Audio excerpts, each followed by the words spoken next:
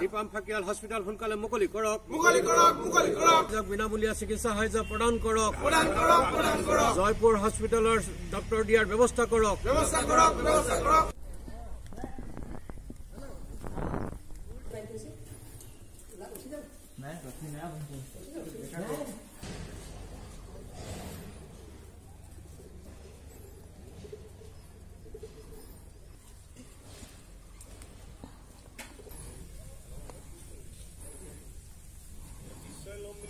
হস্পিটেলখনৰ আধাৰশিলা আমি আমাৰ জ্ঞাত অনুসৰি 2006 চনত ইয়াৰ আধাৰশিলা স্থাপন কৰা হৈছিলে। তেতিয়াৰ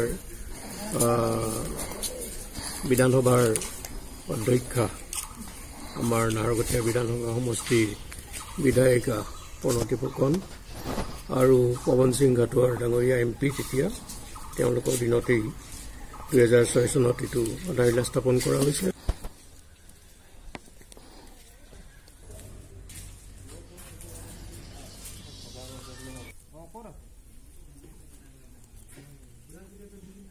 বাৰ চনত সম্পূৰ্ণ হয় কাম কাজ 12 চনৰ পিছত আৰু এখন আৰু মুকলি কৰা নহল।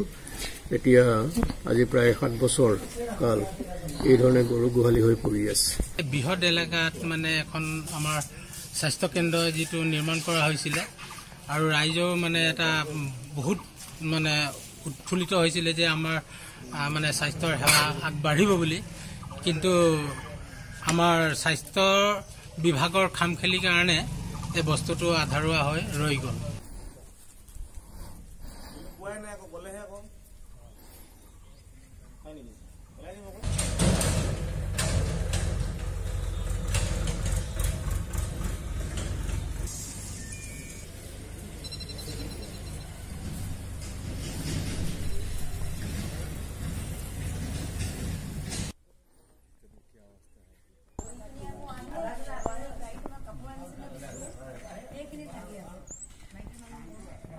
আজিলৈকে স্বাস্থ্য বিভাগে হওক, চৰকাৰে হওক, নাহৰকটীয়া সমষ্টিৰ বিধায়কে হওক, বৰ্তমানৰ বিধায়কে হওক, কোনো আজিলৈকে চৰকাৰ কৰ্তৃপক্ষ বা কোনো খবৰ লোৱা নাই।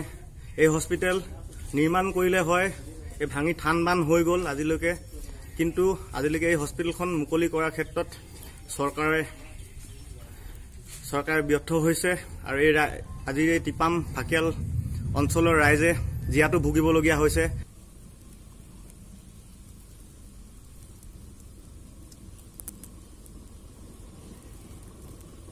ফাকিয়াল হস্পিটাল সোনকালে মুকলি কৰক ফাকিয়াল হস্পিটাল সোনকালে মুকলি কৰক ফাকিয়াল হস্পিটাল সোনকালে মুকলি কৰক।